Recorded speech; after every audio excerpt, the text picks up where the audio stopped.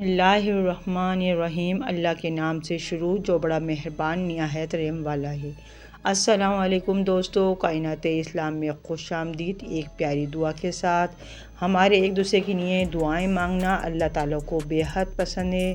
میری دعا ہے اللہ عز و جل آپ کو دنیا اور آخرت کی ہر نعمت سے نوازے اور زندگی کی ہر مشکل گھڑی سے ہمیشہ محفوظ رکھے، آمین۔ ویوز، آج میری ویڈیو کا موضوع ہے 1400 سال عمر پانے والے صحابی۔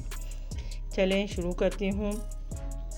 ایک عرصہ پہلے تک وہ صحابی درخت کے جس کی نسبت حضور صلی اللہ علیہ وسلم سے ہے لوگوں کے علم میں تو موجود تھا، لیکن اس درخت کی مخصوص جگہ یا محل وقوع کے بارے میں کسی کو کچھ خاص معلومات نہ تھی۔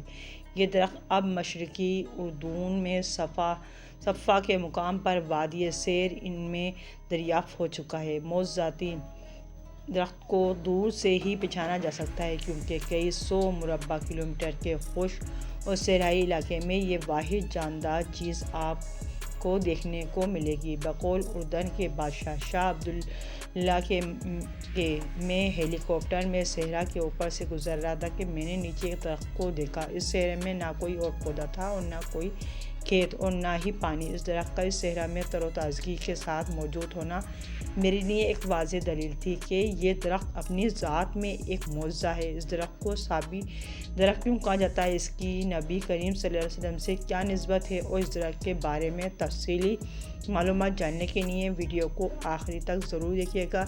اس درخت کو صحابی درخت اس وجہ سے کہا جاتا ہے کہ 1400 سال سے زائد کا عرصہ گزرنے کے بعد بھی یہ درخت وہ واحد جاندار چیز ہے کہ جسے نبی کریم صلی اللہ علیہ وسلم کی زیارت کا شرف حاصل ہے۔ یہ بات سائنسی اعتبار سے بھی درست ہے کہ پودے اور درخت بھی جاندار ہوتے ہیں، اسی لیے اس درخت کو صحابی درخت کہا جاتا ہے۔ اس درخت کی نبی کریم صلی اللہ علیہ وسلم سے نسبت کا واقعہ کچھ اس طرح سے ہے کہ نبی کریم صلی اللہ علیہ وسلم چھوٹی عمر میں تھے۔ کچھ روایت میں آپ صلی اللہ علیہ وسلم کی عمر مبارک 12 سال لکھی گئی ہے، کیونکہ دیگر روایتوں میں آپ صلی اللہ علیہ وسلم کی عمر مبارک 9 سال بتائی گئی ہے۔ آپ صلی اللہ علیہ وسلم کے چچا جناب ابو طالب نے تجارتی مقاصد کی خاطر شام کی طرف سفر کرنے کا ارادہ کیا۔ اہل قریش ان زمانوں میں سال میں 2 تجارتی سفر کیا کرتے تھے۔ ایک سفر گرمیوں میں شام کی طرف کیا جاتا تھا اور دوسرا تجارتی سفر سردیوں میں یمن کی جانب کیا جاتا تھا۔ قرآن میں اللہ نے قریش کے جن سفروں کے بارے میں ارشاد فرمایا ہے وہ یہی ہے۔ حضرت ابو طالب خود بھی تجارت سے وابستہ تھے، چنانچہ انہوں نے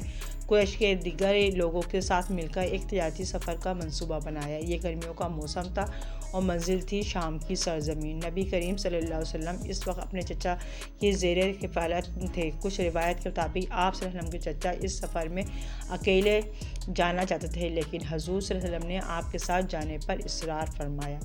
جناب ابو طالب اور ان کے بچوں نے نبی کریم صلی اللہ علیہ وسلم کو بتایا کہ سفر لمبا ہے اور دیگر کئی مشکلات کا بھی سامنا کرنا پڑ سکتا ہے، لیکن آپ صلی اللہ علیہ وسلم نے بے حد اصرار کیا کہ انہیں اس قافلے کا حصہ بننا ہے۔ حضرت ابو طالب کو نبی کریم صلی اللہ علیہ وسلم سے بے پناہ محبت تھی اور انہوں نے ہمیشہ نبی کریم صلی اللہ علیہ وسلم کو اپنا بیٹا ہی سمجھا تھا، چنانچہ بالآخر انہوں نے آپ صلی اللہ علیہ وسلم کو ساتھ لے کر جانے کی حامی بھر لی۔ دوستو، یہ سب کچھ اللہ رب العزت کی طرف سے ہوا، کیونکہ اسی سفر میں پہلی بار نبی کریم صلی اللہ علیہ وسلم کے نبی ہونے کی بات دنیا کے سامنے آئی۔ اللہ تعالیٰ نے نبی کریم صلی اللہ علیہ وسلم کی نبوت کو دنیا کے سامنے لانا تھا۔ کیا آپ میری اس بات سے اتفاق کرتے ہیں؟ تاریخ کے مطابق یہ سفر 586 عیسوی میں کیا گیا۔ قریش کا یہ قافلہ سفر کرتے کرتے وادی سیر ان پہنچ گیا، یہاں تک کہ ایک گھنے سایہ دار درخت کے نیچے اہل قریش نے آرام کرنے فیصلہ کیا اور اپنے جانوروں کو بھی کھلا چھوڑ دیا۔ اس جگہ سے کچھ فاصلے پر ایک گرجا گھر اور عیسائی خانقاہ بھی موجود تھی۔ اس خانقاہ میں کچھ عیسائی راہب ترک دنیا کر کے اللہ کی عبادت کیا کرتے تھے۔ ان عیسائی راہبوں میں سے ایک لقب بحیرہ تھا۔ بحیرہ کا اصل نام برجس یا جرجس تھا، لیکن اپنے زیادہ علم اور زیادہ عبادت کی وجہ سے اسے بحیرہ کے لقب سے پکارا جاتا تھا۔ بحرہ خانقاہ کی کھڑکی میں کھڑا اس قافلے کو آتا دیکھ رہا تھا۔ بحرہ اس قافلے میں زیادہ دلچسپی نہ لیتا، لیکن جب اس نے دیکھا کہ قافلے کے کچھ لوگوں پر بادلوں کا ایک ٹکڑا سایہ کیے ہوئے ہے تو وہ تھوڑا حیران ہوا۔ گرمیوں کے موسم میں تپتی دھوپ میں جہاں جہاں یہ قافلہ ادھر ادھر ہو رہا تھا، بادل کا ٹکڑا ادھر ادھر جا رہا تھا۔ جب یہ قافلہ اس درخت کے نیچے سستانے کے لیے رکا تو بحرہ نے دوسرے راہوں کو کہا کہ اس قافلے کے لوگوں کو کھانا کھانے پہ بلایا جائے۔ ایک روایت کے مطابق جب یہ قافلے والے اتر کر درخت کے سائے میں بیٹھنا شروع ہوئے تو نبی کریم صلی اللہ علیہ وسلم چونکہ عمر مبارک میں سب سے چھوٹے تھے، چنانچہ آپ صلی اللہ علیہ وسلم نے انتظار فرمایا کہ پہلے بڑے بیٹھ جائیں، پھر آپ صلی اللہ علیہ وسلم کہیں تشریف فرما ہوں گے۔ سایہ کم تھا اور جگہ بھی، لیکن پھر اس درخت کی شاخیں پھیلی اور آپ صلی اللہ علیہ وسلم پر اپنا سایہ کر دیا۔ بحرہ نے یہ معجزہ دیکھا۔ اہل قریش حیران ہوئے کہ پہلے تو کبھی اس گرجا گھر یا خانقاہ کے راہبوں نے انہیں کسی بھی سفر کے دوران کھانے کی دعوت نہیں دی، تو اس دفعہ کیا خاص بات ہے؟ خیر، یہ لوگ کھانے کے لیے خانقاہ کے اندر چلے گئے۔ ایک روایت کے مطابق نبی کریم صلی اللہ علیہ وآلہ وسلم ان لوگوں کے ساتھ اندر تشریف لے گئے، جبکہ ایک اور روایت کے مطابق اہل قریش نے نبی کریم صلی اللہ علیہ وسلم کو قافلے کے سامان اور جانوروں پر نظر رکھنے کے لیے چھوڑ دیا۔ بحرہ نے قریش کے ہر بندے کے آگے کھانا خود رکھا اور ان سب کا مشاہدہ کرنا شروع کر دیا۔ کہا جاتا ہے کہ بحرہ کا اس خانقاہ میں قیام کا مقصد ہی آخری نبی کی تلاش تھی۔ وہ پرانی کتابوں تورات اور انجیل کا عالم تھا اور نبوت کی نشانیوں کے بارے میں جانتا تھا۔ حضرت سلیمان فارسی رضی اللہ تعالیٰ عنہ بھی قبول اسلام سے پہلے بحرہ کے شاگرد رہ چکے تھے۔ بحرہ اپنے سامنے بیٹھے مہمانوں میں کچھ خاص نظر نہ آیا، لیکن بادل اور درخت کی شاخوں والا معجزہ دیکھ چکا تھا۔ اس نے قافلے والوں سے یہ پوچھا، قافلے کا کوئی ایسا شخص تو نہیں جو یہاں موجود نہ ہو؟ ان میں سے ایک نے جواب دیا کہ نہیں، سب ہی یہاں موجود ہیں۔ لیکن پھر ایک دوسرا شخص بولا کہ محمد بن عبداللہ کو تو ہم چھوڑ آئے ہیں، اور رات اور عزا کی قسم، ہم پر لعنت ہو کہ اگر ہم لوگ تو کھانا کھا لیں اور عبداللہ بن عبد المطلب کا بیٹا بھوکا رہ جائے۔ یہ کہہ کر وہ شک گیا اور نبی کریم صلی اللہ علیہ وسلم کو اپنے ساتھ اس خانقاہ میں لے آیا۔ نبی کریم صلی اللہ علیہ وسلم نے جیسے ہی خانقاہ کے اندر پیر رکھا تو خانقاہ روشن ہو گئی اور بحرہ کی تمام تر توجہ حضور صلی اللہ علیہ وسلم کی طرف ہو گئی۔ حضور صلی اللہ علیہ وسلم کھانے پر تشریف فرما ہوئے تو بحرہ اپنے ساتھ بیٹھ گیا اور آپ کے ساتھ بیٹھ گیا۔ اب بحرہ کی توجہ کا مرکز آپ صلی اللہ علیہ وسلم کی ذات اقدس تھی۔ اہل قریش نے کھانے کا آغاز لات اور عزا کا نام لے کر کیا، جبکہ آپ صلی اللہ علیہ وسلم نے کھانے کا آغاز بسم اللہ سے کیا۔ اس کے بعد بحرہ نے دیکھا کہ اہل قریش بات بات پر لات اور عزا کی قسمیں کھا رہے تھے، جبکہ حضور صلی اللہ علیہ وسلم خاموش تھے۔ بحرہ کو آپ صلی اللہ علیہ وسلم کی ذات مبارک میں نبوت کے شواہد نظر آ رہے تھے، لیکن وہ پہلے آپ صلی اللہ علیہ وسلم سے کچھ سوالات کرنا چاہتا تھا تاکہ اس کا یقین تکمیل کو پہنچ جائے۔